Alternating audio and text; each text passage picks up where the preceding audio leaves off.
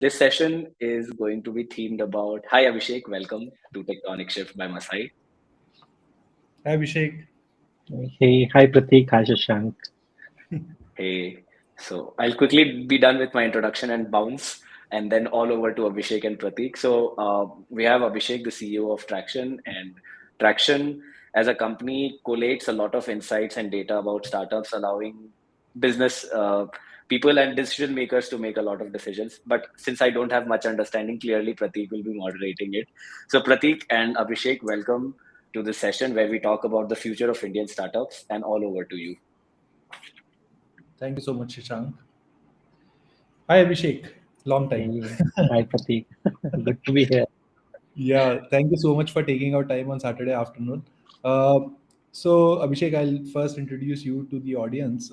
Basically, Abhishek is my senior from IIT Kanpur, and then he spent a lot of time as in the tech departments across many companies, and then uh, end up becoming venture capitalist, and then finally started Tracxn, which is world's largest place to basically find out the most innovative companies in the world, and to figure out for the investors how are the companies doing and other things around that, and we'll deep dive into it.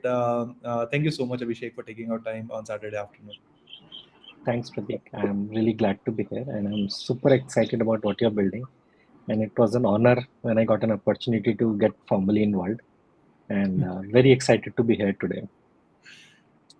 So let's get started, Abhishek. Basically, the first burning question that I have, and this is something which I actually, if you remember, I asked you earlier as well, but I didn't know that you started your career as a software developer in Amazon, and then from there end up becoming venture capitalist, and then founder. So you've seen the entire spectrum. How the journey has been, and tell us about this unique career shift that you have taken in life. Right. So I'll probably unpack part of my journey. So I was top 100 ranker in JEE in my batch. This is 1998. And then went to IIT Kanpur Computer Science. At that time, Kanpur was the best ranked Best. college. And uh, In 2000, it then was best, and then after that, it has gone down. Uh, and after that, I started my career in internet, worked with Yahoo and then with Amazon in their tech teams, both in Bangalore. And this was the time, this is just post dot-com burst era, and internet was considered hot, but we saw one cycle of downturn before things rationalized. And I was always like, I come from a Marwadi family, so always was curious about business. And before actually becoming a VC, I was among the youngest CTO in my batch. I became CTO at 26, managed a team of roughly 100 people, and I was at that time startup. It in itself was a buzzword. Like people, startup was not the commonplace. We used to aspire to join MNCs, so that's Yeah. why I also started my career with Yahoo and Amazon. That was the hot thing at that time. But startup as a concept was starting to pick up in US, and then some of activity started in India. And through a common friend, I met Axel, and they were looking for somebody who has internet experience, and because they were starting to invest in internet in India. And this was the time when there were like few million internet users, so market was really small at that time. And I spent 3 years with them between 2008 to 10. And my claim to fame is that I helped them invest in seed round of Flipkart. Yeah. Like I was we about bought, to ask that. yes, we bought like 25% of the company for $1 million. It was considered expensive at that time. Markets were that small, like probably 12, 13 years back. And after spending 3 years, I realized that I wanted to take a shot at entrepreneurship before. I thought I became investor too early in my career. And so I left and I wanted to start. In 2013, me and Neha started Tracxn. We were both ex-VCs and programmers by background. And we thought a platform like Tracxn should have existed when we were doing our jobs. And that's a brief about myself. So, and I'm personally very big enthusiast about startups and tech in general. And I've been doing angel along the side. After leaving Excel, angel came naturally. So I've invested in more than 100 startups by now. So Wow. this is briefly about what I've been up to. Cool. Awesome, Abhishek. So it has been a very, very different ride altogether.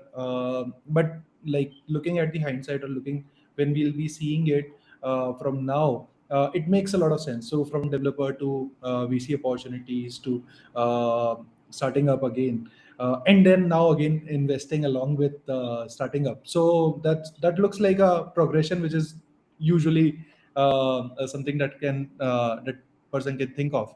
But what is the idea behind Tracxn? So for all the viewers that we have, what is the idea, and how did you end up starting up something around this? So I think if you look at public markets, I think the investors in public market have luxury of a lot of data and a lot of software to do their jobs. And these are people who are making large investment decisions. So the money at stake is very high. And if you look at private market, there was practically nothing when we started. So if you have to even figure out what are the, let's say blockchain wasn't there, but let's say if you're looking at auto classified companies in India, there was no one place for us to figure that out. Or if I wanted to sort of save all my deal flow, what CRM to use was not there at that time. Or you would have to hack a general purpose CRM to actually manage your deal flow. So we thought, like public market has a platform like Bloomberg or Refinitiv or Capital IQ, there is an opportunity to build a data and software platform for private market investors. So broadly, like build an operating system where they can spend most of the day. And we were targeting venture capitalists, private equity firms, investment banks. And over time, we realized that anybody who cares about tracking innovation is starting to work with us. So even within large corporates, now, for example, their M&A team and innovation teams work with us. So we have some really large Fortune 500 companies who work with us to track interesting innovative companies globally. Got it. So Abhishek, from this point, since the entire platform is being used by the investors, those who want to invest in private markets, what are some of the key things that you look into a startup when you're investing? So I'm asking more from Correct. your philosophy perspective as well, and also from the investor that you have been able to track so far. Correct. So before I put some broad frameworks, I think a general caveat is that this ecosystem is still evolving. So there are a lot of exceptions being made, but I'll put out top 2-3 things that are somewhat common denominator, and you will find enough exceptions for every rule. Yeah. So, but first, one of the largest thing that people care about is there a large TAM? TAM sort of stands for total addressable market. So for example, if you look at Swiggy, like people are eating out. So eating out is a large enough market. Anecdotally, you can see that, okay, enough people around me order online or used to order over the phone. So the total addressable market is very large. And in consumer facing businesses, it will be easier for you to evaluate that. But if you look at a lot of enterprise markets, for example, solutions required by oil and gas industries or drilling companies, it will be lesser trivial for you to guess that TAM easily. But if you spend some time, you will be able to figure out how large the market is. You will hear multiple words: large TAM, large addressable markets. How deep is the market? These are different ways people talk about the same thing, but the market is large. Got it. Second thing that they care about is that either the customers are unhappy there, or the solution being proposed is significantly more efficient as compared to what exists today. But in both cases, I think if you present a new solution, you will see a lot of adoption. So there will be a significant shift in the market. People are not looking for incremental innovation. People are looking for mega shifts. Like a lot of you would not have, I don't know how familiar are you with ordering food over the phone. It used to be a very difficult experience. First, you have to find the phone number because you will not save all the numbers. You would go to Google search. There is a little bit of hit and miss there. Then you would call the person. It will take usually multiple calls to get it right because either the phone will be busy, they would not be available. And then you will ask for items because you won't have a menu handy. And then you would talk about the price. So that was there was a lot of friction in that. And when some of these online platforms came, it became much more easier. And same is true for books. Like when Flipkart came, before that, buying book was a large frictionful experience. So that is the second part. Unhappy customers, a large shift being delivered. I think third one is, does this team have right to win? Which basically means Flipkart could have been started by 10 different type of team backgrounds. And the team should have something which helps them do a better job at delivering. So to give an example, And broadly speaking, in a lot of these businesses, tech plays a very big role. So usually there is a preference of people from tech backgrounds. But I think if you are talking about, let's say, a content company like Netflix, so you will not only require tech, but you will also require expertise on content building. So there, I think right to win will be a team where there's a good technology understanding and content understanding. So team should have right to win. And fourth, which is a non-trivial parameter for a lot of people, is why now? Why should this company being built now versus 5 years back or 5 years from now? And that is one of the big questions that investors ask. Food delivery company could not have been 10 years back because uh, delivery boys didn't have phone, or even the restaurant guy did not have internet enabled phone. And so I think these shifts are also equally important. If you start too early, when the infrastructure is not ready, it can take a lot more money to deliver the same experience. Got it. And so I think these are four different things that people usually look for. Got it. And don't worry if some of you don't understand it, but once you research about it, a lot of like the students will figure out how to judge these things. And Got it. So that brings me to the next question. So we have a lot of students or those who are aspiring developers. So two questions that I wanted to basically understand. hmm, First is from your tech journey. hmm, You spent your time in Amazon, Yahoo, and other places. From there, what are some of the key learnings which will help you in basically becoming an entrepreneur and VC plus entrepreneur? So I think that's like, what are some of the things that you have learned in that journey which helped you in basically shifting gears from this career to another career? correct. No, I think both of these journeys are very special because they came at a time when there was a lot of shift happening. So in 2002 or 2003, when I was working with Yahoo, Yahoo was at the peak of internet. Yahoo was the large company. Google was actually smaller than Yahoo. Yeah. And Yahoo tried buying Google 3 times during the period I was around. Correct. And I saw tables turn. I realized that just because something is hot today doesn't mean it will remain large forever. I think so. I learned concept of profit pools at that time. So however hype there is around the company, if there is no profit pool, eventually the story doesn't add up. And this is true for a lot of companies that you will see close home also now. There are a lot of companies which doesn't have profit pools but are burning a lot of money. So you will see those correction happening. So I saw firsthand in Yahoo how much lot of hype didn't even translate to revenue eventually. Second, I worked with Amazon in 2006, which was an interesting time because Amazon launched AWS EC2 at that time, and they were publicly thrashed for that idea. Yeah. Everybody thought it was such a terrible idea to launch. Media was behind Jeff Bezos. Yeah. So there, I think other thing I learned is that even large ideas can be misunderstood in the short run. So I think the shift to cloud was very big, and I think I learned that if there is a big shift happening, the companies which are in trend or are close or are following a technology trend will eventually have much larger outcomes than what they are not. So you would see today a lot of companies or markets which don't look too large right now, but underlying what they're building, there is a big mega shift. So Got in it. fact, Pratik, Masai is a great example. It's a shift in way education is delivered. Today, it Yeah. is not obvious how large these markets will become. Would you be teaching 10 million students or 100,000 students or 10,000 students? It is not clear. But Yeah. if you see a shift happening in the industry, I think sometimes depth of the markets can pleasantly surprise you. AWS was not expected to become that large. Today, these are insanely large companies with large profit pools. Yeah. Yeah. So, Abhishek, very valid. Like, but people, those who come out from Masai school, as in like those who Hmm, just graduated, hmm, uh, when they look into the industry where they want to build their careers, how hmm, did they identify these things? Because most of the learning happens when you are part of the system, correct? When you are evaluating the industries in hmm. which you want to basically go, and how to pick up one startup, one industry versus another Correct, startup, another industry. How did they make these kind of choices? correct. So I think one of the things I really care about is profit pools in companies, if there is money to be made or not. Okay. And even if you're not inside the company, do your research, talk to people. So whatever company you are aspiring to join, talk to 3, 4 employees in your network and ask these questions: that how much money this company makes on each transaction or from each customer. Is it 10 rupee per transaction, 20 rupee per transaction? It's going to take forever to make money. Right? So profit pools you should ask, and you should talk to existing employees. They will, in some form or the shape, you will be able to get the answer of this question. Got it.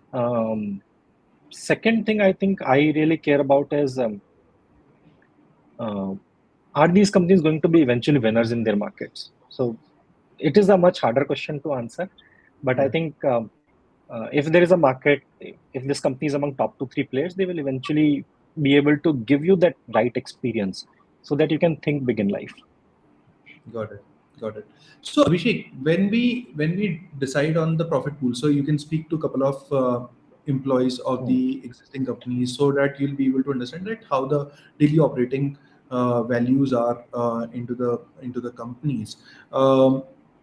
But at the same point of time, if someone wants to basically understand whether this industry is a fad or not, like for example, there are many industries in the past, those who have at that point of time looks like a clear winner, but in the end has not gone anywhere. But there are some industries like AWS, for example.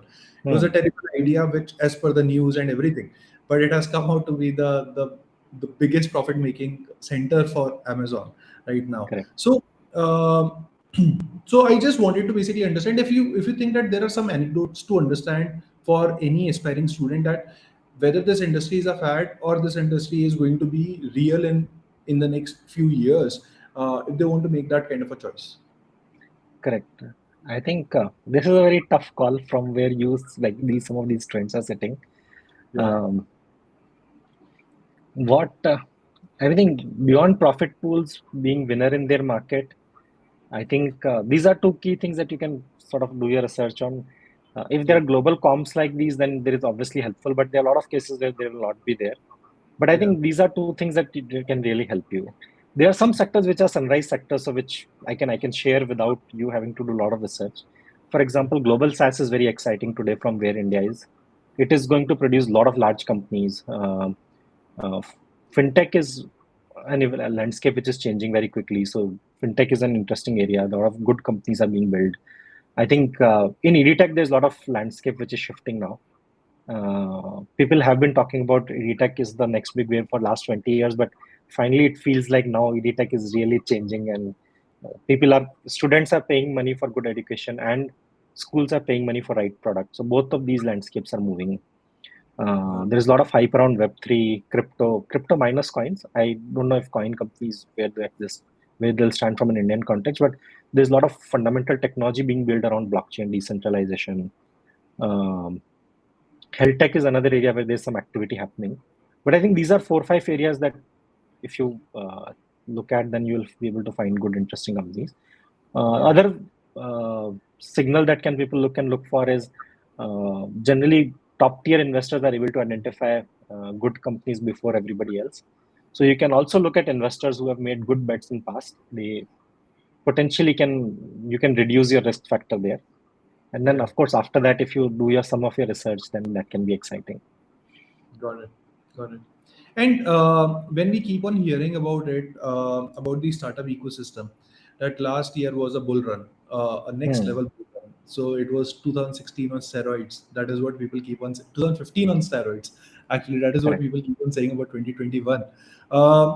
So there are a lot of companies which are being built and have raised capital as well. But 2022 is something which is a completely different year altogether. It's like 2016 minus like it's at 1/10 level of 2016. So if anyone wants to basically understand that whether the startup like first of all, someone wants to understand that what is the scenario with the today's startup ecosystem, how stable it is, and how or whether we keep on, or like people should start assuming that winter is coming. So wanted to hear your and by winter is coming for our audience, that means that startup is running out of money and the startup industry is tanking. So something on those lines. That is how it is. So I think if you look at, so I'll give some numbers. In 2008-9, we were doing roughly 100 deals in a year. Correct. Today, we are doing 40 deals in a week. So that is the quantum of acceleration that has happened in India. Yeah. If you look at global markets, we were creating 4 unicorns in 2013 globally. Last year we did 300. Yeah. So if you look at a 15-year window, there is a secular upward trends among startups. But having said that, every 2-3 years you will be above average, and 1 or 2 years you will be below average. Yeah. But on a broader level, the wave is a secular wave. So startups will continue to get created and be large. There will be 3 years of above average numbers and then 1 year of downturn. And this year, late this year or early next year is expected to be a slowdown. And everybody where you see uncapped expenses will actually can find themselves in difficult spots. So people who are spending money without profit pools are going to find themselves in difficult spot. And but a lot of people who are doing good work will continue to enjoy capital.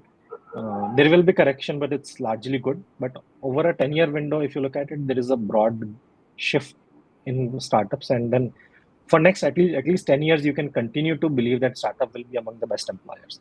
So you should continue to go and find innovative, good winners and work with them.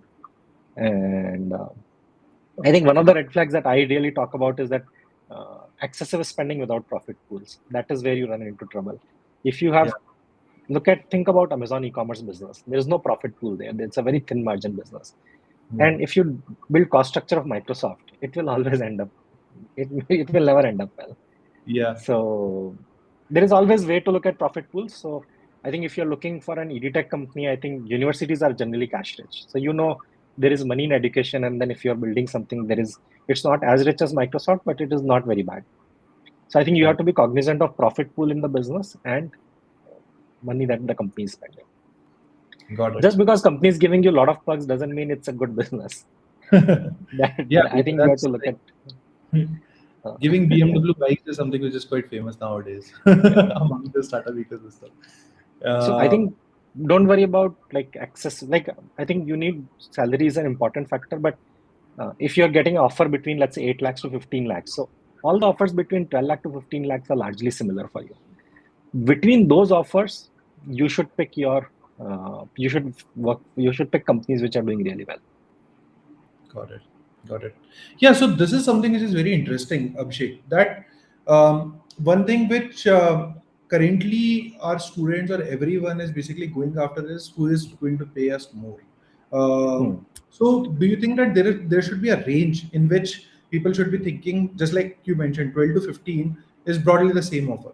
It doesn't matter what you're earning. So people should not consider that piece. And this is just one part of the equation, and there are multiple other parts of the equation as well. That is how a person should think. Correct. Absolutely. So I think if as long as it's top 30 percentile offer, so if you're getting between 8 lakh to 15 lakh, I won't say take a 8 lakh offer because there is some possibility that you might not pick the right company. So generally good companies are able to pay you enough. They will not be the highest bidder, but they will be among first half or first 1/3. And between that you pick your winner. So that is definitely useful. Got it. From a macro level perspective, Abhishek, what do you think about the scope of tech in general and data analytics in general for the next 10 years horizon, if we talk about that? So I think broadly speaking, tech continues to be a sector where demand is still outgrowing supply. So globally, a lot of engineers or programmers are being produced or trained. Yet, I think the demand continues to grow higher than number of people being trained even today. So that's why you see such massive increase in salaries over time. It will change in 20 years for sure. It cannot continue. Nothing continues like this forever. Either tech become more efficient that you need lesser people to produce the same amount of code, or we will figure out some disruptive solution, or no code will become larger, or some of these things adjustments will happen. But yet, I think for next 10 to 20 years, demand for tech is continuing to outstrip the number of supply that we are creating globally. And startup will continue to remain top employers for these companies. Got it. And which sector do you think in last few years have taken a very interesting U-turn, kind of a most interesting turn, as in some sector was not doing that great, but suddenly has started becoming better. You said about EV tech. That is one one sector, which we now are feeling is the best sector right now, in terms of Correct. where everyone is putting capital in. But what are some of the other sectors that you think? No, sir. EdTech is definitely one of the prime examples of trend disruption or wave that was expected to come but never came, and now it Yeah. is finally about to hit. I think Byju's led the wave. I think Hmm. they told everybody. So everybody used to believe in product wins over everything else. I think Byju's told distribution wins, and then once consumers got trained to pay money for education online, then everybody else got a chance to build great product and then actually wow that customer. Other than that, I think sorry, um, global SaaS is pretty big. I Hmm. think India was notoriously known to only produce good services companies but not deliver great products. And Hmm. a lot of companies had very tough time. Now, finally, Indian product capability is better, though, is better if not as good as global companies. I think we Yeah. are producing companies like Postman, which is probably bar raiser globally. So you will see a lot of good companies being created there. There are a lot of profit pools being created when you build in India and sell in US. So I Yeah. think that is definitely very exciting. Fintech is expected. It was not a sort of, what should I say, a surprise winner in the market globally. I think it is one area which is worth mentioning because government is leading the Charge. innovation as compared to everybody else, right? UPI is something which is not built everywhere else. Yeah. Now, a lot of people tell me that after experiencing UPI, it's just so difficult to go and do banking in US because everything looks very hard. Yeah. And so I think that is where we have definitely raised bar. I think one of the new wave that will come in future is a global consumer being built out of India. So right now, Swiggy of India is being built out of India. There are some consumer services for US which will get built out of India. So that is Yeah. something which is a new come wave that is expected. Uh, Very Other interesting. than that, I think these are few broad sectors that one should look at. I think global SaaS, global consumer, EdTech, FinTech, these are some of the large areas that are very disruptive in nature. Got it. And the student base that we have right now, or people those who are looking to start their career, what are some of the top key advice that you want to basically give it to them Yeah, when they're starting their career? absolutely. This is my favorite part. I think when I was starting my career in 2002, internet was not hot. IT services was the hottest area. We were 40 plus people in computer science. I think 35 were placed in IT services companies. Yeah. And internet was a stepchild in that environment. So Yahoo was not the hot company. It came very late. It came like, it was among the last few companies that came to campus. Yeah. And so if you have an option, start your career in a sunrise industry. So company industry, which is things which are being built for the first time globally, right? So Yeah. they like Web3 is a hot new industry. So Hmm. whatever you think is, if you don't have any other way to judge it, think about things which are being built for the first time globally. So they start in sunrise sector. Got it. Uh, Work for winners that we have spoken about already. So other Yeah. thing that I see in a lot of people is that they start working after 1 or 2 years, they realize that they are not getting promoted, so they shift. Yeah. I tell people that instead of you shift when you don't think this company is the right place, but don't shift because you're not able to grow. I think it's very important to work with 1 or 2 managers. Give them time to identify your bottlenecks and help them fix it with you. So your manager and your manager's manager has highest interest in making you grow. So Yeah. find 1 or 2 people and work with them and grow internally. People who are able to grow internally can eventually get larger opportunities everywhere. Hmm. So don't just shift every 6 months, 1 year, and never get a chance to identify your bottlenecks and work on them. Right. So Got it. that is one of the big things that I learned from a lot of people around me. Yeah. And other thing maybe is leadership roles matter a lot. Hmm. So if you have an option of managing a team of 20 people versus a higher paying salary where you are an IC or Hmm. individual contributor, take a leadership role. So the Hmm. higher you are in hierarchy, there is a good chance that you will learn a lot of software skills which are required outside technical skill for you to deliver. Got it. And if you can deliver what business requires, that will eventually put you in a place of winning in long run. Yeah. So Abhishek, one another very important thing when you just mentioned this, which comes to my mind is, uh, I have not seen many techies uh, going into VC industry and starting their career over there. And over there, you need to build a lot of relationship. Versus techies are Correct. usually introvert folks, those who don't tend to speak with a lot of people. Although the things are changing, but if we'll talk about 2002, I think techies would just like to code and never want to basically get bothered with anything apart from that. So, how did you develop those skill sets, which are going to basically, which is needed the most in the VC industry? Correct. So I think two things worked for me. One is exposure. I think Yeah. so in my free time, I would read a lot of startup news. I would hear a lot of things. So exposure matters a lot. I knew about most number of companies globally across all the people I knew.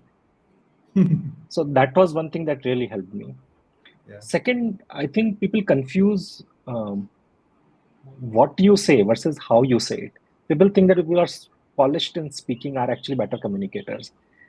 That is not true. You be very secure person. Even if you speak in a broken language, that's fine. But be genuine, be warm, go out and meet people. There will be people who will be much more better at delivering same content than you. That's all right. Just focus on the content and delivery doesn't matter. So go out, be genuine, make friends. At Axel, I never met somebody. I met most of the people through introduction and made them friends rather than just figuring out ways to be very impressive. Nothing like that. Just make good friends, go through introductions. If you are, let's say, looking for a job in another company, take introductions and meet people. Try to be genuine with them, and that's what matters more.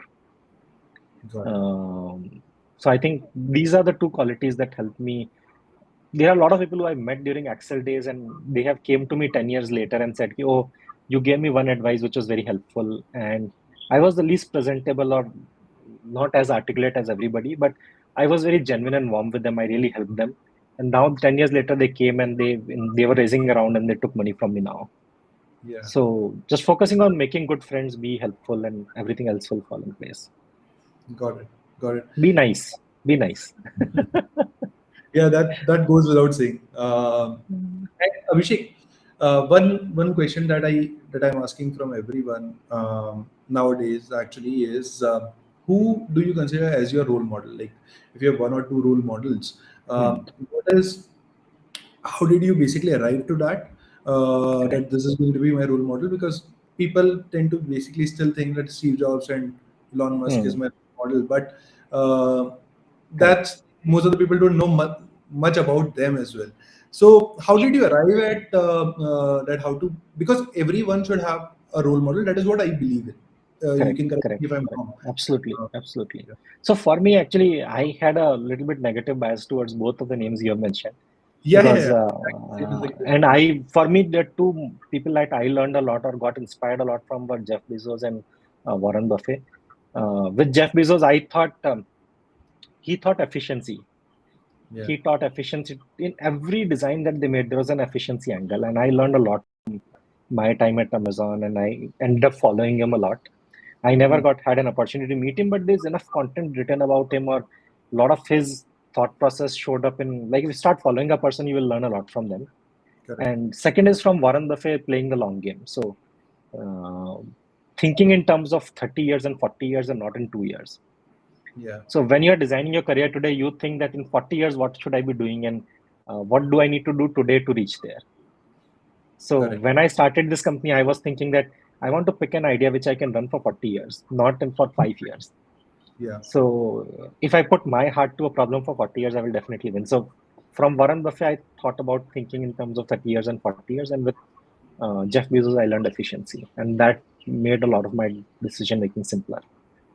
Got it. So Abhishek, another very important question that you have just spoken about. Let's say in IITs, we were lucky to basically be surrounded by people those who have a very high exposure in terms of and very good alumni base and other things. But when it comes to students, those who don't have the alumni connect and those who come from tier 2, tier 3, tier 4 cities and colleges in our country, how do they arrive on what is going to be my career trajectory for next 30 years, 40 years? What are some of the things that I want to do? How do do they figure it out? Correct. So I think easiest is to just get introduced to a friend of a friend. So let's say Okay. you have a friend who has a brother, and Yeah. if they are in a stream which you think is inspiring, just go and meet them. Correct. Uh, there are a lot of other things also, but this is the first thing you should do. Even if your network doesn't have it, you will have friends or siblings or cousins will be in a market that you will like to get to explore. And a lot of people come to me like that from different places. So I know that people are doing this already, and they end up getting a lot of knowledge from that. Second, I think I used to spend a lot of time on learning about startups. So over time, when you read, you start putting a lot of these pieces together, and you will end up sort of figuring out, acha, if this is interesting, you go to LinkedIn and then you figure out what kind of people are going there. You will be able to build your news is another great way to get exposure around these things. And if you do more research after that, if you find something exciting, do more research about it. You will be able to find enough information online. Online, there's a treasure trove of information that is available out there. So you have to Correct. learn to shuffle between news, Wikipedia, LinkedIn, and you will be able to find a lot of connections overall. Yeah. Got it. So Abhishek, you read a lot and you listen to a lot of podcasts. You suggested me one or two podcasts as well when we were Right. last speaking. Wanted to understand that which are the top two or top three podcasts uh, that you always listen to. That's one. And which are the top two or three books which inspired you the most? Correct. So on the podcast front, I think a lot of VCs now have good podcasts, like Matrix as a podcast, Excel as a podcast. Actually, Yeah. there they interview a lot of founders from India. So you will actually be able to hear their behind the scenes stories, and you'll be able to connect what business they are doing. Yeah. Other than that, there's a lot of news content out there. For example, TechCrunch has a news thing. Tech Meme Ride Home is interesting one. So Yes. there are a lot of global tech podcast related items that are out there. And these two are on the podcast side. On the books front, I think there are two, three books. I don't know at this stage in career it is very interesting or not, but if you can read some biographies of key founders that will tell you a lot about their stories, you will be able to see how innovation changes. For example, when I read Jack Welch's book about GE's evolution, so they Yeah. talk about though chemicals was hot, and then if you look at it, at that time, what were the dynamics when chemicals was hot versus how do you see internet was hot? So Yeah. after I read that book, I realized that maybe internet is hot and I should stick to internet companies. So Got it. look at some of these large legendary founders or CEOs, and you will see how world evolved over last 50 years, Yeah. and that will help you sort of get some framework around how innovation works. So do that. I read maybe 30, 40 books in my first year about founders. Then I got bored, but I did that in my first year, and it gave me some basic framework about how to think about innovative companies or innovation trends, or also in terms of money. How do you think about money? A lot of people don't think about money correctly. They earn a lot, but they also spend a lot. So I learned that discipline very early in my life. Yeah, the financial literacy in our country is quite poor, and that is something which we keep on basically hearing it Hmm. from everyone, that we tend to basically earn X and invest 10x Hmm. or like 2x or 3x. Correct. So that's something which is there. But yes, really nice to basically interacting with you, Abhishek. And I think if my colleague Shashank is here, he would love to basically speak to you about some of the other things. But I think this is really insightful for people those who are thinking about. Because there are many students in Masai, those who keep on asking me that how should I start up, and Hmm. how should I go about it, and from where I need to start. So these are few things, and this is with the alumni as well. So I think there are some things which people have been able to basically understand today, and basically going to work on it. Got it. Awesome, Pratik. Thank you so much Yeah. for So Shashank, are you around?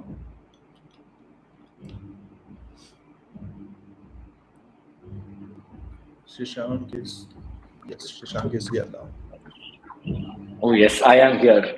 So, Abhishek, you talked about the industries that are going to be very hot in the future. Uh, India's focus towards manufacturing has increased substantially in the last few Hmm. years. And Correct. if we trace back history, Europe and a lot of industrial revolution, it traces back to manufacturing. First, it started with clothing, then were innovations made, and then entered the early age of industrial revolution. Now that India is trying to focus and shift from service based to manufacturing, what do you think lies ahead for manufacturing and the future of India? Correct. No, I think so. Uh, I'll also talk about IT along it. So Infosys, Wipro were actually manufacturing of software, and that is why we are seeing SaaS as a big wave. So actually, manufacturing to product is a natural evolution for every country. South Korea was manufacturing hub of cosmetics, and now they are producing K brands which are very popular. China was manufacturing for mobile phones, then Xiaomi came out. And I think as India is promoting manufacturing, I think there are two, three waves that are very exciting. One is B2B commerce is very exciting. I think in every category, there is a B2B commerce startup that is coming up who is solving the supply chain as well as lending for that market. Be it farming, be it, let's say, textiles, every industry is producing one B2B player. Second, I think global commerce is a very exciting upcoming wave. So things which are built in India, let's say there is a shop in France who wants to procure, let's say, handmade goods from India. So right now that experience is really broken. And a lot of companies are solving that today for all kind of brands, small shops to small brands to large brands. I think so. Global B2B commerce, global B2B sourcing is one big area that is very exciting. Other than that, there will be a bunch of other opportunities around software for these manufacturers or uh, building robotic automation for these manufacturers. That will be another opportunity, but it will be a little bit of hardware centric. But these are few opportunities that will come out in as manufacturing becomes larger, and it is a new greenfield area for Indian startups. Okay, and an audience question from Ridhima Chatterjee. She wants to know what are some of the examples of the sunrise industries that you talked about. Correct. So I think these are broadly like same global SaaS is big area, like software built in India sold for the world. Global EdTech is big, like not just local EdTech, companies teaching students in India, but also teaching companies teaching globally. Like White Hat Junior was teaching US kids from India. So that is exciting opportunity. Global consumer hasn't started as much, but you will see a lot of global consumer companies. So think Swiggy for a country being built out of India, or a lot of D2C brands will come out of India, like Lenskart is becoming a global brand. So a lot of global D2C brands will start in India and become global in nature eventually over time. And B2B commerce, as we spoke, is one large area. And if you read media articles, you will see a lot of these trends being repetitively covered. So it's not very hard to sort of decipher if you, let's say, read a lot of startup media. And if you take a note of industries that they're talking about, and if you sort of do some little bit of Excel sheet work, you'll be able to find out buzzwords that are common among investors. And I have done keyword cloud on some of these cases, and the keyword cloud is easily able to decipher that, okay, people are most excited about these 10 industries. Sure. Okay. Okay.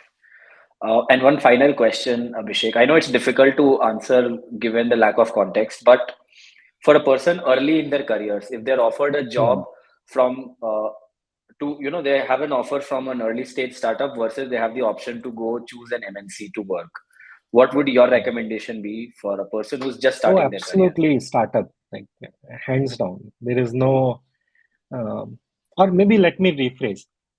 For a lot of people, I think it is essentially to get a 1 or 2 year experience in a large, well-run MNC, not in any old generation MNC, but a well-run new age company like Apple, Amazon, Microsoft. These are well-run tech large companies. It is potentially helpful to have a 1 or 2 years experience there because you get to see how large orgs are built and run. But otherwise, you should spend most of your career in startups. I think the amount of impact, amount of learning is just unparalleled.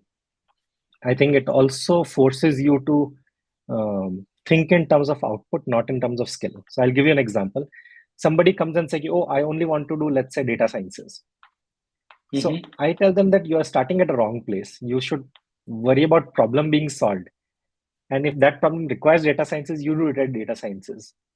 But if you can deliver a business outcome, eventually you will have a much higher impact on the overall problem being solved. And startups will always push you to do that. So instead of getting boxed into one specific skills, if you worry about the problem being solved, and which is what startup will allow you to do, you will also learn some peripheral skills and make you a more wholesome person. Okay. Noted. So Abhishek, these were a few questions that we had from the audience, and I know you can answer more, but we are running out of time. But all in all, thanks so much for coming out and taking out the time to talk with us here at Thank you. Masai. Thanks, Shashank. I'm really happy to be here. And like I said to Pratik, I'm very excited about what you guys are building. I Right. think Yeah. I tell people that I graduated from IIT Kanpur, computer science, top 100 ranker. My first job required me to do web development, and college didn't teach me that. So if they didn't do a good job at teaching what industry needed, then God bless all the other places, right, where there is so much more disconnect. But so I think people require finishing schools which teaches candidates job ready skills, and it has a significant impact on your career. And I would also urge all the students to focus on talk to people who are 1 or 2 years out of school and see what kind of work they are doing, and make sure that you have those skills. Like you spend some, if college is not teaching, even if finishing school is not teaching, you spend some time over the weekend and learn some of those skills. That is essential for you to have a great start in career. First 4 years of your career really define what you become eventually. So, and you have to be the biggest champion of your success. Nobody else will be a bigger champion of your success than you. So if nobody else is doing what industry requires, at least figure that out for yourself and work on that. And it's not very hard. It's usually very easy. If you put your heart to it, you will learn something quickly. Right. That's all for today. Yeah, and the time is coming when people will be proud that, hey, I graduated from Masai. Masai should and will be the next big thing in the edtech world. That's cool. Awesome, Shashank. Thank you so much. Thank you. Thanks for having me here. Thanks, Okay. Have Abhishek. a great day. Bye. Bye.